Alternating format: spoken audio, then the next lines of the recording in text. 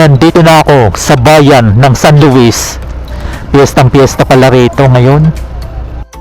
Pagdating ko dito ay mismong kapistahan pala ng bayan ng San Luis na ginaganap tuwing tapusan ng Pebrero. Kaya, happy fiesta po! Magandang araw mga ka-filers! Nandito muli ako para sa isa na namang edisyon ng aking travel spot places at nandito na rin ako sa bayan ng San Luis, Batangas na kung saan ay dinayo ko ang dalawa pa sa mga natatanging pilgrimage places dito pa rin yan sa lalawigan ng Batangas. Heto ay ang Kabanal-Banalang Puso ni Jesus, dito lamang yan sa Barangay Luya, at ang Dambana ng Pagkabuhay sa Barangay Luklok. Halina't samahan nyo ko sa aking journey upang tayo makapag-relax, unwind at magngilay-ngilay o magdasal sa dalawang bantayog ng ating Panginoong Hesukristo. Mula dito sa pamilihang bayan ng San Luis ay kakaliwa na po tayo patungo sa una nating destinasyon. Heto ay ang Kabanal-Banalang Puso ni Jesus na tinatayang nasa 15 minutes lamang ang travel time nito mula sa mismong bayan.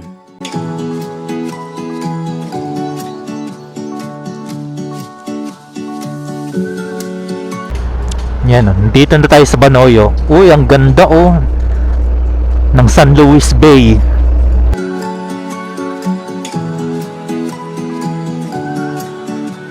Dito ang diretso papuntang Kabanal-Banalang Puso ni Jesus.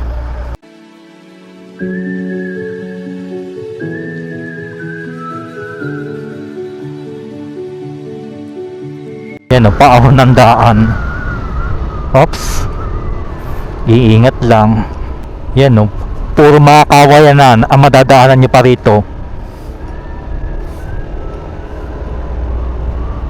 Napakaganda din sa lugar na ito.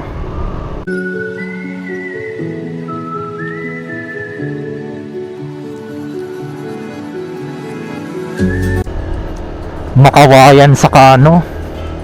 Madaming mga puno ng mahogany.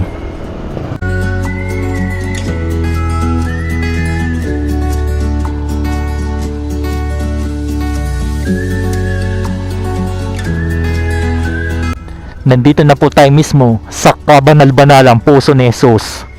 At hahanap lang tayo ng parking. Pagpunta nyo po dito ay may entrance fee sila na 20 pesos lamang at heto ang kanilang garden style na grotto ng Birheng Maria. Ito yung paikot niya hanggang doon sa may kabila.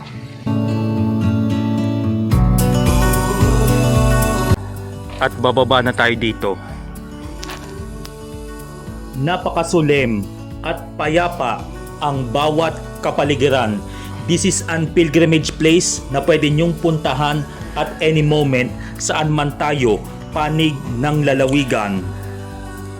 Heto na yung bungad niya at dito tayo magsisimulang umakyat. At heto yung imahe ng The Divine Mercy. At heto yung landmark ng I Love San Luis. Aakyat na ako sa bundok na almost 700 feet ang taas nito. At dito na tayo papasok papunta doon sa unang istasyon. May donation box po sila dito na pwede kayong maghulog at magi-station of the cross na po tayo. Napakaganda dito. Saka marerelax ka at napakaraming mga tanim na puno ng mga dito, ng mga mahogany.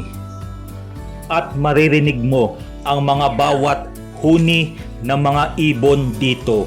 At patungo na tayo sa ikalawang istasyon.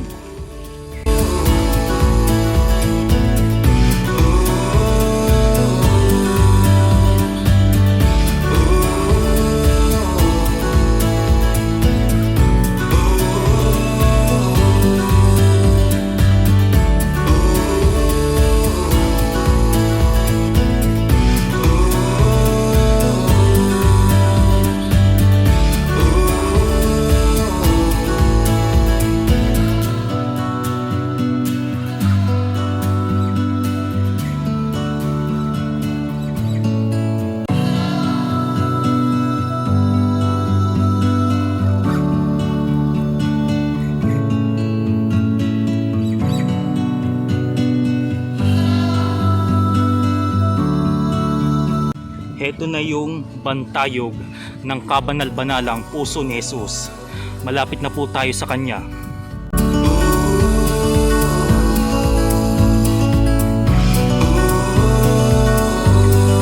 Bukod doon sa kabila ay meron din daan dito.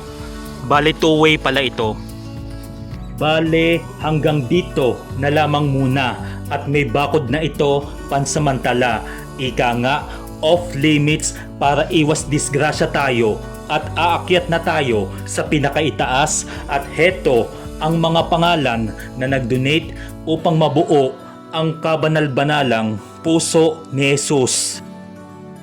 Isa ito sa mga dinarayo ng mga deboto upang manalangin sa banal na imahe ng Sacred Heart of Jesus na may 80 feet ang taas at nagdiriwang ng anibersaryo tuwing March 17 simula nang binuksan ito sa publiko noong 2018. Ipinatayo ito ng isang kapitan ng barko na si Captain Victor Corrales at ang kanyang may bahay bilang pasasalamat sa matagumpay at ligtas na paglalayag nang habang siya ay nasa karagatan noon ay nagkaroon ng hindi inaasahang insidente at doon ay si Jesus ay di umano nagparamdam mismo sa kanya at dahil sa nangyaring himala ay naging bukas sila na magkaroon ng isang pilgrimage place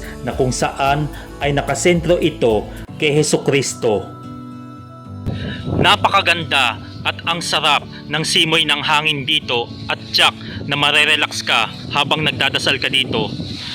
At overlooking o tanaw na tanaw ang dagat o ang Balayan Bay at ito'y isa sa may access sa center of marine biodiversity of the world. Ito yung soon to rise project pa po nila dito, ang kabanal-banalang puso ni Jesus Chapel. Bale, under construction pa po siya dito. Dahil sa dami ng mga deboto ang pumaparito, ay magkakaroon na po dito ng mismong chapel upang tayo makapagnilay-ngilay at magsimba.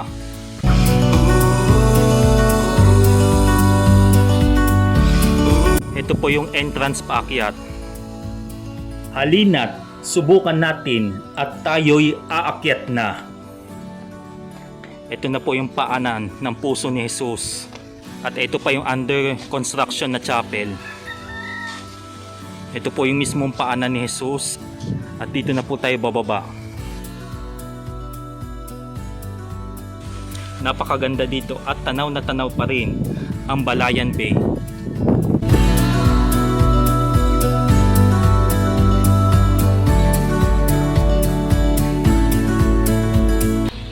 Dito pa rin sa bayan ng San Luis makikita ang isa pang bantayog ni Hesukristo ay ang dambana ng pagkabuhay.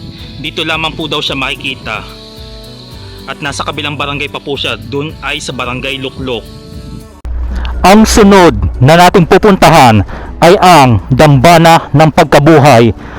Mula dito sa kabanal-banalang puso ni Jesus ay kakaliwa tayo dito papunta sa barangay Luklok. Bale, dadaan pa tayo sa Barangay Balite hanggang sa Makaahon sa Barangay Luklok at ayon sa aking napagtanungan ay lubhang matarik ang daan papunta doon. Yan o, parang walang katapusan o. Ay, ito na yung papuntang dambana ng pagkabuhay. May mga station of the cross na rin dito kagaya doon sa kabanal-banalang puso ni Jesus. Paahon-ahon ang daan dito, kaya mag-iingat po tayo at magmarahan lang tayo. Sa bahaging ito ay napaka-challenging ng pag-ahon ko dito na para bang nasa Sungay Road ng Talisay o sa Black Wall ng Laurel. Kaya kapag pupunta dito ay siguraduhin na nasa kondisyon ang inyong mga motor, tricycle at inyong mga sasakyan. Oh, ito pang isa. At kapag dadaan na kayo pabalik o pababa ay siguraduhin na nasa kondisyon ang inyong mga preno at engine brake na gagamitin nyo. Saka napansin ko dito ay may mga ilang malalaking bato ang nasa tabi ng daan na galing pa sa lupa ng bundok na ito. Kaya iba yung pag-iingat lamang ang dapat gawin kapag mapapadaan dito. Dito banda ay medyo banayad na ang kalsada dito.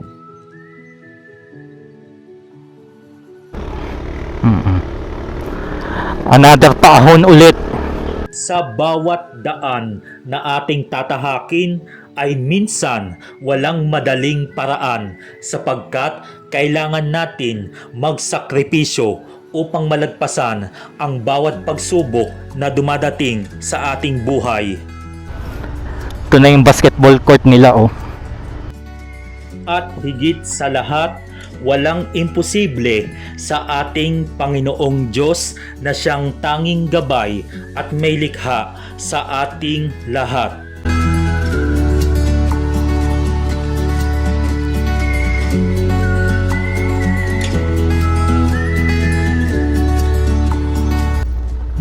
Heto na at nandito na tayo sa dambana ng pagkabuhay. Heto na yung barangay hall ng Barangay Lukluk.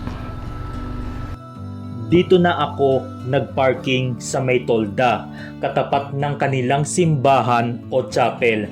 Itong Barangay Lukluk ay nasa dulong barangay na ng San Luis, Batangas.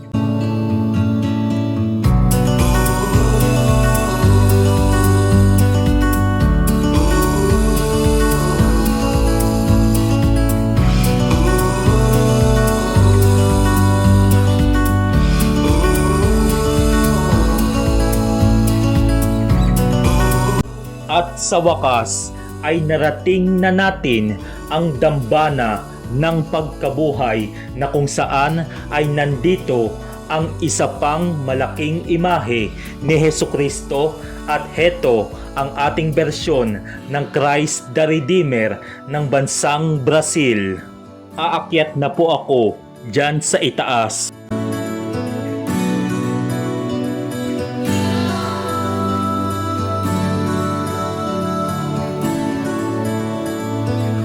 Wow, napakaganda at saka napakalawak. Dito tayo nanggaling kanina kung saan tayo umakyat. Breathtaking view. Napakasarap ng simoy ng hangin.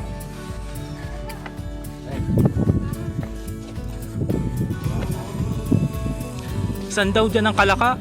Ito. Ayun, doon pala ang Kalaka. Are ang ano, Balayan Bay. Diyan Balayan Bay. Ito Balayan Bay. Yan, napakalaking yan. Yung malawak na yun.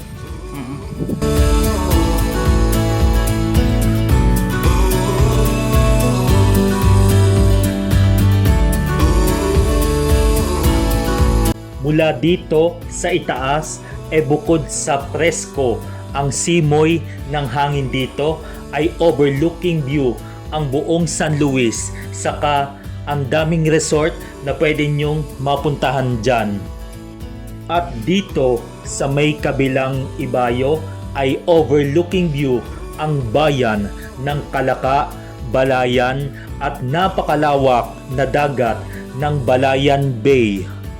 Saka dito naman sa kabila ay overlooking din ang bayan ng Mabini at Tingloy, Batangas. Nakakamangha, nakaka-relax at kay gandang pagmasdan ang mga tanawin dito, kaya sulit naman ang pagpunta nyo dito.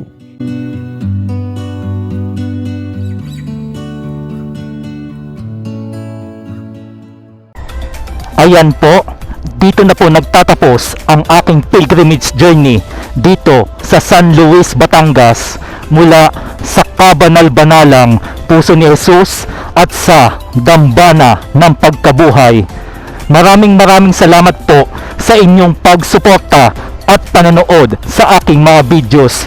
Having safe and happy trip sa ating lahat. See you on my next videos. Just like, share, subscribe, and God bless us all.